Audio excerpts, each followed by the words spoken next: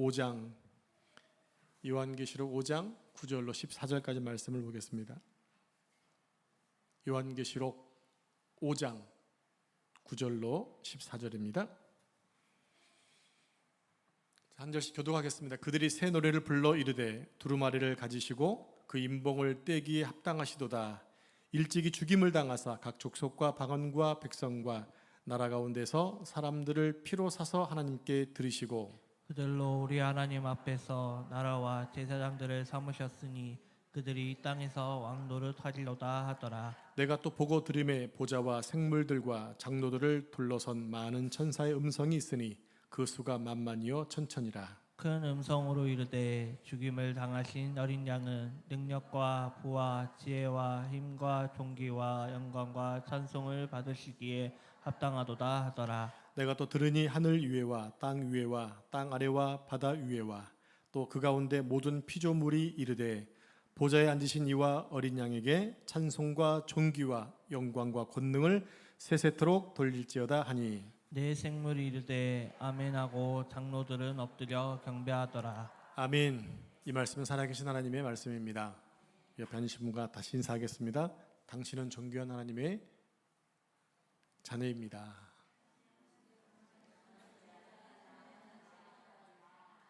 너무 중요한 고백하신 거 알고 계시죠? 네.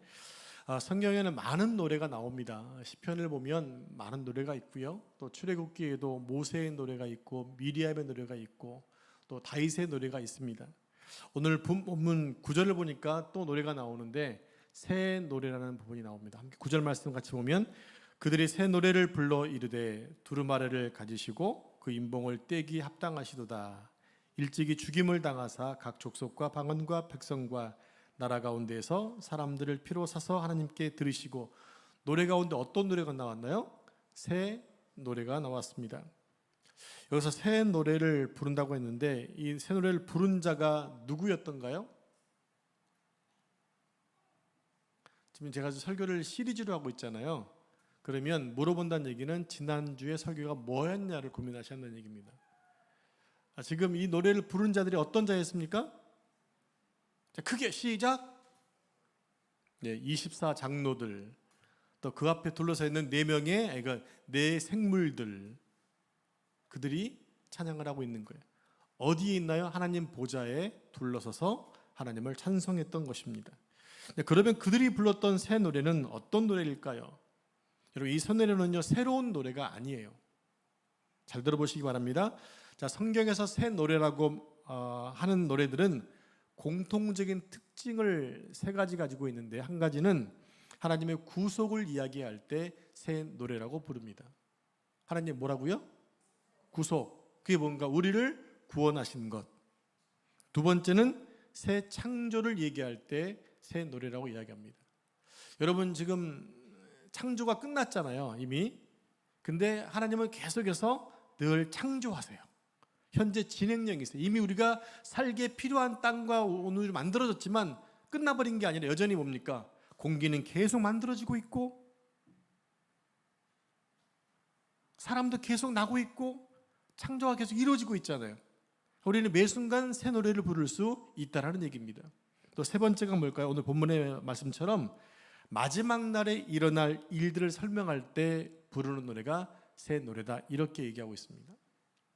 자, 그러니까 새 노래는요, 그리스도의 희생적인 사역으로 말미암아 완성된 구원의 새 노래임을 우리가 알 수 있다는 겁니다. 그래서 4장에서는 하나님이 찬양을 받으셨어요. 찬양을 받으셨다는 얘기는 누군가 노래를 불렀다는 얘기겠죠. 그럼 하나님이 찬양을 받으셨어요. 오늘 본문에서는 어린 양을 찬양하고 있고 어린 양이 찬양을 받으셨어요. 그리고 오늘 본문 9절에서는 새 노래의 내용에 대한 말씀을 하고 있는데 우리 9절 말씀과 합독해 보겠습니다. 자, 시작. 그들이 새 노래를 불러 이르되 두루마리를 가지시고 그 임봉을 떼기에 합당하시도다. 일찍이 죽임을 당하사 각 족속과 방언과 백성과 나라 가운데에서 사람들을 피로 사서 하나님께 드리시고. 여러분, 5장을 잘 기억해 보세요. 요한이 눈을 열어서 하늘을 바라봤는데 거기에 임봉된 책이 있었어요. 임봉이 돼 있으니까 떼야 책을 볼 수 있는데 임봉된 것을 뗄 사람이 없다는 얘기를 듣고 요한이 소리내어 울었어요. 그랬죠? 그때 한 천사가 말하기를 뭐라고 얘기했어요? 다윗의 자손, 유다 자손의 백성이, 그 한 분이 임봉을 뗄 것이다. 그분이 누구였다? 예수 그리스도였다고 말씀을 드렸어요. 그 말을 들었던 요한, 그것을 여러분 기억하고 계셔야 됩니다.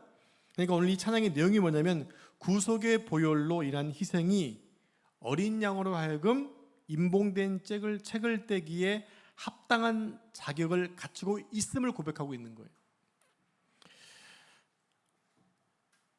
지금 무슨 얘기냐면 그 예수님이 임봉되는 책을 떼기에 뭐 하신 분이다? 합당하신 분이다. 그래서 그분을 지금 찬양하고 있다는 얘기입니다. 하나님 보좌에 둘러선 이들이 찬양한 새 노래의 내용에 보면 어떻게 표현하고 있느냐? 예수님을 일찍이 죽임을 당하신 어린 양으로 표현하고 있어요. 여러분, 어린 양 하니까 많이 들어본 것 같지 않습니까? 여러분, 어린 양 하게 되면 유월절 제사에 드려진 양도 어린 양일 수 있지만 보통 성경에 얘기하는 어린 양은 주로 예수 그리스도를 상징하고 있어요. 그래서 이 어린 양은 보통 예수님이다 생각하시면 쉽다는 얘기입니다. 근데 그 어린 양이 그냥 어린 양이 아니라 일찍이 죽임을 당한 어린 양이라고 표현하고 있는 거예요. 그러면 일찍이 죽임을 당한 어린 양이라는 명칭은 언제 일어난, 또 어떤 사건을 염두에 둔 것일까요? 이것을 보시면 딱 답이 나오죠. 출애굽 사건입니다. 출애굽 사건. 이스라엘의 7대 절기가 있잖아요. 가장 먼저가 무슨 절기인가요? 유월절입니다. 유월절부터 시작을 하는 거예요. 유월절 날에 어린 양이 죽임을 당합니다. 유월절은 하나님께서 애굽에 내리셨던 마지막 10번째 재앙으로 사람은 물론 모든 가축과 또 모든 동물들이 첫째가 죽는 그 사건이었어요. 하나님은 10번째 재앙을 앞두고 고센 땅에 살고 있는 백성들에게 죽음을 면할 방법을 알려주시죠. 그게 뭐였냐면 1년 된 순양을 잡아서 그 피를 집에 들락날락하는 문설주와 임방에 바르면 죽음의 천사가 그 피를 보고 넘어갈 것이다. 그래서 순종한 모든 사람들은 살아났지만 듣지 못하고 바르지 않았던 사람들은 다 죽임을 당하게 되었는데, 순종했던 이스라엘 사람들은 한 명도 죽지 않았지만 바로의 왕의 왕자부터 시작을 해서 모든 신하, 모든 백성, 모든 가축에 이르기까지 첫 짐승들이 다 죽임을 당했던 사건, 즉 죽음의 천사가 넘어갔다 패스오버, 이게 바로 유월절이에요. 그 유월절 어린 양은 무엇을 상징했느냐? 장차 오실 예수 그리스도를 상징했던 것이고, 예수님이 유월절 하나님의 어린 양으로 돌아가시게 되었어요. 누구를 위해서 돌아가셨나요? 우리의 죄를 속량하시고 돌아가셨어요. 나 대신에 어린 양이신 예수님이 돌아가시는 거예요. 누구 때문에? 나 때문에, 우리 때문에 대신 죽으신 분이 바로 하나님의 유월절 어린 양이신 거예요. 그래서 주님의 십자가 죽으심과 부활을 믿는 자는 구속하여 주신다. 그리고 당신의 백성 삼아 주신다. 이게 하나님의 구속 사역 아닙니까? 자, 하나님의 독생자 예수 그리스도의 피값으로 우리를 사신 것을 가리켜 구속, 이렇게 얘기합니다. 구속되었다. 이 구속이라는 말이 잘못해서 교도소에 구속된 게 아니에요. 우리가 죄가 대신 속해졌다는 것을 얘기하고 있거든요. 자, 그렇다면 하나님 우리를 구속하신 목적이 무엇일까요? 하나님 우리를 구원하신 목적이 뭘까요? 오늘 이것을 잘 정립했으면 좋겠어요. 하나님이 나를 구원하신 목적이 뭘까?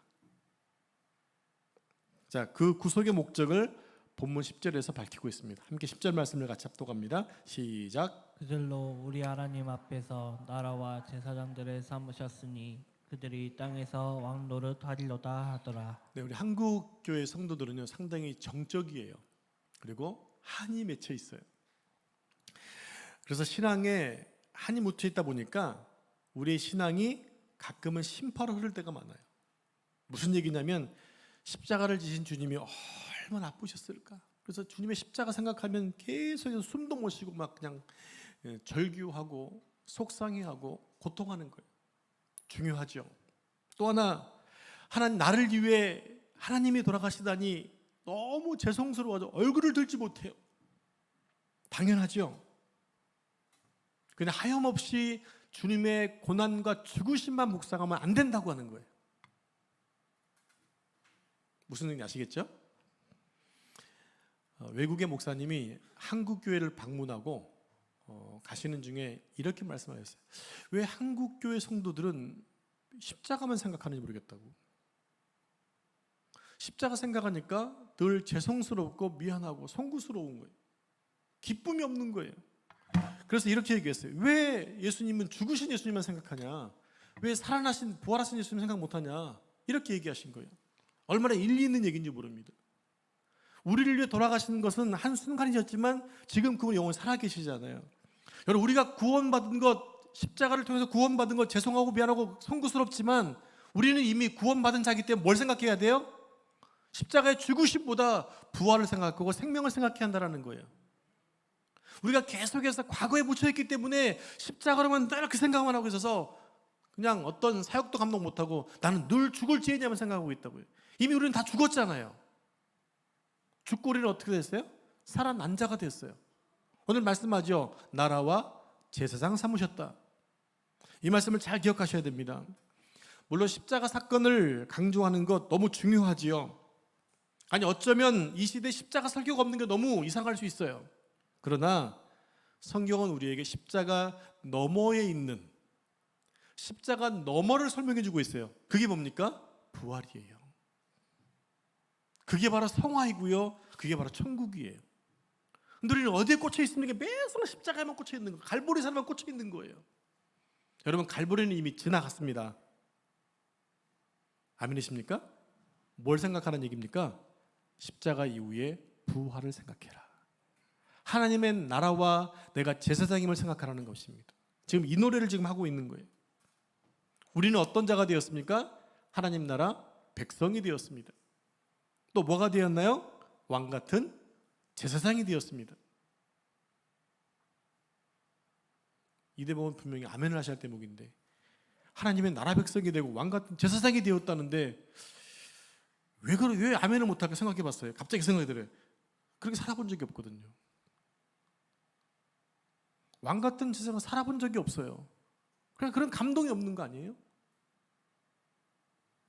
자, 성경에 보면 하나님께서 당신의 아들을 십자가에 달려 죽게 하신 일을 감행하셔서 우리를 구원하신 목적을 밝히십니다. 그럼 더 중요한 게 뭐냐면 십자가 사역을 통해서 우리로 하여금 왕노릇하게 하기 위해서, 우리로 하여금 죄인의 모습이 아니라 왕노릇하게 하기 위한 것이고, 그리고 우리는 그 자리까지 나아가야 되는 거예요. 우리의 목표는 어디까지 가야 된다고요? 제사장의 역할까지 나아가야 한다는 얘기예요. 제가 목사 안수를 받고 이제 교회 사역지를 알아보는데 이력서를 여러 군데 보냈어요. 여러 군데 보냈거든요. 이 전임 자리가 구하는 게 쉽지가 않아요. 네, 쉽지가 않아요. 막 이력서는 다 그거 같지만 이력서가 이게 간다고 잘 30통 넣으면 그 서너 군데에서 연락이 와요. 그게 서류에서 세개된 거고 또 그 중에 뽑혀지면 가서 설교도 해야 돼요. 이제 그 교회 가서 면접 보는 거죠. 그럼 잘 되면 부임에 가는 거, 아니면 또 하염없이 기다려야 되는 거예요. 근데 제가 몇 군데 보내놨는데 연락이 안 와서 힘들어하고 있는데 저 형님이 그런 말씀하셨어요. 야, 너를 목사 공부시킨 것은 하나님이신데 네가 목사 안수를 받았잖아. 근데 네가 사역지가 없어서 놀고 있으면 누구 손해일까? 누구 손해일 것 같아요? 누구 손해일 것 같아요? 하나님 손해죠. 하나님 손해요. 그래, 하나님 손해야. 너 그러니까 지금 놀 때 확실하게 놀아. 너 지금 안 놀면 놀 데 없어. 그렇게 말씀해 주시는 거예요. 저에게 자유함이 몰려왔습니다. 통장의 잔고는 제로였지만 자유함이 왔어요. 근데 신기한 게 뭔지 아세요? 제가 그걸 아멘으로 받고 자유해지니까요, 그날 밤에 3군데서 연락이 왔어요. 제가 그래서 그 교회 상도회를 골라서 갔다는 거 아닙니까? 저를 정말 필요로 했던 막 오라가는 교회에서는 제가 안 가고 제가 골라서 갔어요. 여러분, 하나님이 우리를 당신의 백성 삼으시고 제사장 삼으셨어요. 그러니까 우리가 어떻게 해야 됩니까? 제사장으로 살아가야 되는 거예요. 여러분, 제가 목사 공부한 것 뭐 하려고 공부했을까요? 사역하려고 한 거잖아요. 근데 공부만 해놓고 아무것도 안 하고 있다. 안 되는 거죠. 오늘날 우리가 제사장이 되었다 한다면 그 사명을 감당해야 되는 거예요. 열심히 올림픽 나가려고 준비해놨어요. 근데 가서 싸우려고 안 하고 그래요. 무슨 의미가 있는 얘기입니다. 우린 이미 죄인된 자리에서 의인된 자리로 와 있고 하나님의 자녀가 되었고 왕 같은 제사장으로 세워진 자리에 있어요. 그러니까 우리가 뭐 해야 되는 거죠? 그 사명을 감당해야 되는 거예요. 근데 감당해 본 적이 없으니까 이게 뭔지를 모르고 있는 거 아닌가요? 우리 지금 하나 하고 있잖아요. 뭡니까? 내 스스로 제사하고 있잖아요. 예배하고 있잖아요. 그게 지금 제사장의 역할입니다. 또 하나는 뭘까요? 하나님과 관계가 틀어져 있는 사람들을 중간에서 중보자 역할을 감당하는 거죠. 그분들께 복음을 전하고 그들로 하여금 예배할 수 있도록 이끌어가는 게 우리가 해야 될 일이에요. 근데 그것을 뭐가 찬다? 왕과 찬다라는 거예요. 일반 제사장이 아니에요. 왕 같은 이에요. 근데 왕을 해봤어요. 왕의 그 어떤 특별한 걸 알지. 여러분, 십자가의 은혜를 기억하면서 자신의 죄를 통렬하게 자복하는 거 중요하죠. 그렇지만 제3의 확신을 가졌다고 한다면 이제는 하나님께서 왜 당신의 아들을 십자가에 내주셔야만 했는지 그 부분을 생각해야 한다는 거예요. 하나님은 우리가 십자가 앞에서 눈물만 뚝뚝 흘리고 있기를 원하는 것이 아니라 하나님의 존귀한 자녀로서 또 왕 같은 제사장으로서 왕권을 가지고 통치하기를 원하신다는 거예요. 하나님 우리에게 왕권의 통치권을 주셨다고 하는 거예요. 그러면 내가 그것을 휘둘러야 되잖아요. 사나이가 칼을 뽑았으면 무라도 잘라야 된다. 네, 잘라야죠. 무가 없으면 동생 연필이라도 깎아주셔야죠. 다시 꽂으면 안 되는 거예요. 다시 꽂으면. 어쩌면 우리는 하나님이 주신 진짜 빛나고 멋진 단도를 계속 칼집에 꽂아놓고 있는지 몰라요. 칼집에 있는 것은 아무런 일을 못합니다. 칼집에서 칼이 나와야 뭔가 배는 역사가 있는 거예요. 하나님의 은혜로 구원받고 죄에서 돌이키는 것도 물론 중요하지만 구원받은 이후의 삶이 더 훨씬 중요합니다. 훨씬 중요합니다. 아멘이십니까? 그래서 성경은 말해요. 그리스도의 십자가 사역보다 구원받은 이유를 훨씬 강조하고 있는 거예요. 그 단편적인 예가 뭡니까? 출애굽 사건은 겨우 13장, 14장이 지나지 않아요. 근데 그 이후의 삶은 20장 이상을 다루고 있잖아요. 그 이후의 삶이 훨씬 중요하다가 아니라 그건 구원받은 이유가 훨씬 중요해요. 주님께 돌아와서 이제 그리스도와 동행한 삶의 이야기가 우리 가운데 많이 있어야 한다는 얘기입니다. 매일매일 그런 증거로 주님을 찬송할 수 있어야 한다는 거예요. 그래서 내가 오늘도 구원 사역을 통해서 누가 구원시켜 놓으면 그 구원 사역을 통해서 새 노래를 부를 수 있는 자격자, 이게 영광을 드러내는 삶이 되는 거죠. 자, 베드로후서 전서 2장 9절 말씀, 이 말씀은 우리가 구원받은 목적을 오늘의 본문보다 더 정확하게 표현하고 있습니다. 함께 합독하겠습니다. 시작. 그러나 너희는 택하신 족속이요 왕 같은 제사장들이요 거룩한 나라요 그의 소유관 된 백성이니 이는 너희를 어두운 데서 불러내어 그의 기이한 빛에 들어가게 하신 이의 아름다운 덕을 선포하게 하려 하심이라. 네, 우리나라에 복음이 들어온 지 130년이 넘었습니다. 그러나 우리가 이 시점에서 아주 심각하게 고민해 봐야 할 것이 있어요.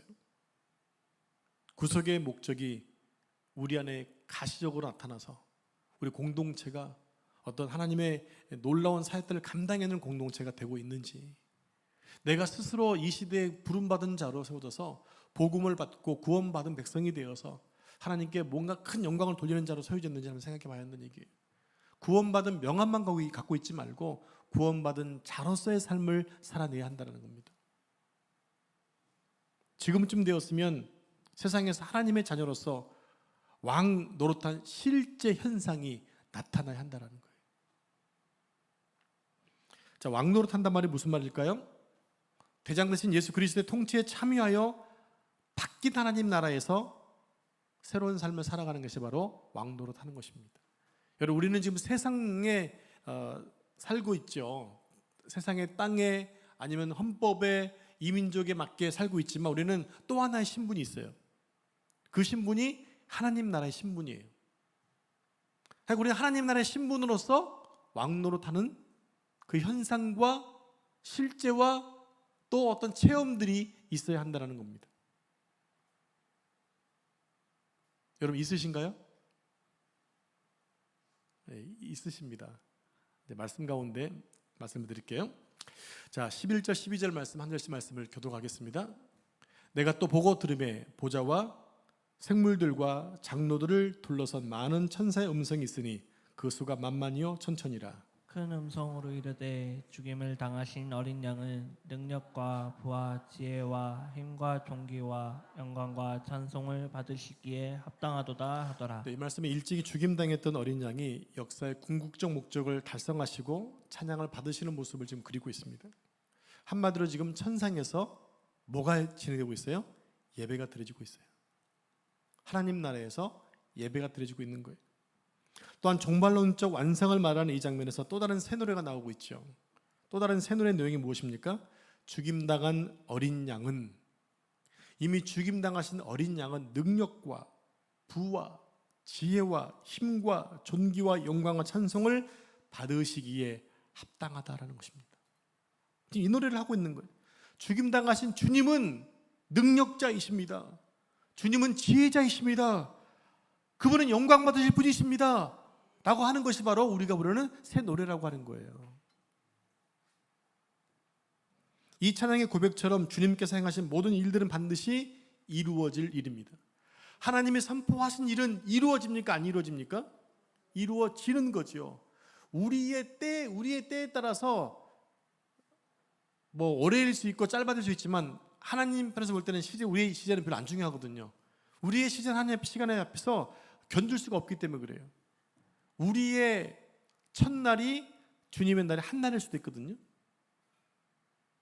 지금 뭐 진화론자들이 얘기하기를 지구의 나이가 뭐 수억 년 뭐 얘기하잖아요. 저는 그 말도 부정하고 싶진 않아요. 물론 성경의 역사는 6,000년이에요. 성경 역사는 6,000년이지만 하루가 1,000년 같다고 했던 하나님의 말씀에 비춰보면 그 하루가 우리의 기준이 아닐 수도 있거든요. 24시간 아닐 수도 있다는 얘기예요. 그러면 그 안에 많은 일들이 있을 수 있다는 것을 인정합니다. 진화론자를 인정하는 것이 아니라 그들의 주장을 인정하는 거예요. 그럴 수도 있다라고. 우리는 성경 역사 6,000년을 가지고 이야기하고 있지만 실은 그 안 보이는 뭔가 있을 수 있다는 얘기거든요. 그때 하나님 하셨던 말씀이 있어요. 그 말씀들이 이미 다 완성이 되셨죠. 하나님이 하실 말씀들이 이미 완성이 되었기 때문에 오늘 우리가 드리고 있는 이 고백 또한 완성되어질 것임을 믿는다고 하는 거예요. 우리는 말을 할 때 지키지 못할 것도 형식상 마지못해 하는 경우들이 있잖아요. 언제 식사 한번 합시다 해놓고 나서 아직까지 안 지키잖아요. 그냥 얘기하는 그게 얘기. 그러니까 사람들은 그냥 말만 해놓고 안 지키는 것도 많지만 주님은 하신 말씀 반드시 지켜오셨다는 얘기예요. 그러니까 앞으로 하신 말씀도 이루어질 것을 믿고 가는 거죠. 우리가 집 한 채를 구입할 때 어떤 법적인 금액이 있잖아요. 금액의 10%를 계약금으로 겁니다. 그런데 그 집이 너무 많이 들어가지고 10%가 아니라 90%를 걸었어요. 그게 뭘 얘기하는 겁니까? 내가 그 집은 꼭 사겠다는 얘기 아닙니까? 그런 것처럼 이 일은 반드시 이루어질 것이고 또 이루어진 것이고 이미 완료가 되었다는 얘기예요. 과거에 하신 말씀이지만 이미 완료됐던 말씀. 그러니까 주의 말씀은 한번 하신 말씀은 취소되는 것이 없고 완성되었다는 얘기입니다. 그러니까 요한계시록에 있던 모든 말씀도 우리에게 반드시 성취될 것을 믿고 가는 거죠. 그걸 바라보는 게 우리의 믿음이라는 것입니다. 여러분, 우리가 왜 예배를 드리고 예배하기 위해 모이는 것일까요? 약하고 부족한 우리가 예배 자리에 나오는 것은 바로 이런 종말의 그림을 보기 위해서입니다. 하나님이 하신 일들을 말씀을 통해서 배우기 위함입니다. 우리가 여전히 못나고 쓰러지고 피투성이의 모습으로 왔지만 예배를 통해 반드시 될 일이면 이미 된 일이나 마찬가지로 생각하고 그 믿음을 갖는 시간이 바로 예배 시간이라는 거예요. 이미 우리는 과거 하신 말씀들을 또 돌아보고 하신 것을 믿게 되고 또 하실 일을 믿음으로 바라보기 때문에 우리 예배 시간을 통해서 매 순간 하나님 하실 일들을 기대하게 된다는 얘기입니다. 우리가 그토록 사모하는 천상 예배를 우리의 예배를 통하여 이미 미리미리 경험하게 되어진다는 얘기예요. 지금의 요한계시록 5장의 말씀, 모든 피조물과 24장로와 내 생물이 찬양하고 있는 그 찬양의 모습을 나중에 누가 그 자리에 있을 것이다? 내가 있을 거라는 거예요. 내가. 그런 기대감을 가지고 있으면 얼마나 예배가 사모해지겠냐는 얘기입니다. 그러니까 우리 말씀을 볼 때마다 그 자리에 누가 있어야 된다? 내가 있어야 되는 사실을 인정하고 가는 거죠. 그럼 오늘 수요 예배까지 나오셔서 예배하는 여러분들은 천상의 예배를 미리 경험하고 있다는 것입니다. 그러니까 아까 말씀드린 것처럼 우리가 지금 왕노릇하고 있다는 얘기예요. 왕 같은 제사장이 할 일이 첫 번째가 뭡니까? 하나님을 찬송하는 거거든요. 여러분이 예배 때마다 진심을 다해 주님을 찬송할 수 있으면 왕 같은 제사장으로 지금 자격을 누리고 있다는 얘기입니다. 어떤 큰 뭔가 이룰 만한 것들이 안 보여지기 때문에 내가 제사장인가 왕인가 의문점을 가졌지만 오늘 천상 예배를 드렸던 그 24장로와 같은 그 자리에 내가 설 것을 기대하기 때문에 이 순간 살고 있어 예배하는 자의 모든 사람들이 바로 그 직분을 감당하고 있다는 얘기죠. 또 우리는 예배를 통해서 무엇을 얻습니까? 다시 일어설 수 있는 힘을 공급받는 것입니다. 우린 여전히 절망스러운 존재이지만 전능하신 하나님 어린 양께서 구원의 길을 시작하셨으니까 반드시 완성될 것을 믿고 천년왕국도 올 것임을 믿고 나가는 것, 이게 예배를 통해서 계속해서 확신 갖게 되어진다는 얘기입니다. 우리의 그 예배가 귀한 자리임을 깨닫고 천상의 예배가 완성되는 그날까지 우리 예배가 억지로 드린 예배가 아니라 기어서라도 나올 수 있는 예배가 되어야 한다는 얘기예요. 그만큼 사모하는 사람의 예배가 되어야하는 얘기예요. 이제 13절 말씀을 같이 합독하겠습니다. 13절 시작. 내가 또 들으니 하늘 위에와 땅 위에와 땅 아래와 바다 위에와 또 그 가운데 모든 피조물이 이르되 보좌에 앉으신 이와 어린 양에게 찬송과 존귀와 영광과 권능을 세세토록 돌릴지어다 하니. 이 말씀 보니까 24장로 내 생물뿐만 아니라 뭐도 포함되어 있나요? 모든 피조물도 포함되어 있어요. 이제 찬양의 범위가 점점 넓어져 가고 있는 거죠. 처음에는 24장로가 찬양했던 것, 이제는 내 생물이 함께 했던 것, 이제는 모든 피조물이 이 어린 양 되신 예수님을 찬송하고 있어요. 어린 양은 모든 피조물의 찬양을 받으십니다. 그분은 하나님이시기 때문입니다. 그분은 창조주이시기 때문입니다. 우리가 그분께 찬양을 드리는 것, 그것이 바로 새 노래라고 하는 겁니다. 13절 말씀은 12절의 찬송에 대한 모든 피조물들의 화답송이에요. 만물이 속한 전 우주의 구속을 성취하신 그리스도를 위한 찬양을 올려드리고 있는 것입니다. 이것은 예수 그리스도의 구속에 대한 모든 만물들의 반응이에요. 여러분, 우리가 우리 입술을 벌려서 찬송하지 않으면요, 돌들이 하나님을 찬송할 거예요. 예수님이 예루살렘 성에 입성하실 때 어린아이들과 많은 사람들이 찬송한 것 바리새인들이 막잖아요. 그때 하셨던 말씀이 뭐예요? 저들이 소리치지 않으면 돌들이 소리칠 것이다 말씀하셨거든요. 여러분, 돌들에게 뺏기면 안 되잖아요. 그죠? 살아있지 않은 돌들이 주님을 찬송하는데 살아있다고 하는 왕같은 제사장들이 입을 다물고 있으면 안 되잖아요. 우리는 어느 순간마다 몇 순간 찬송할 수 있어야 돼요.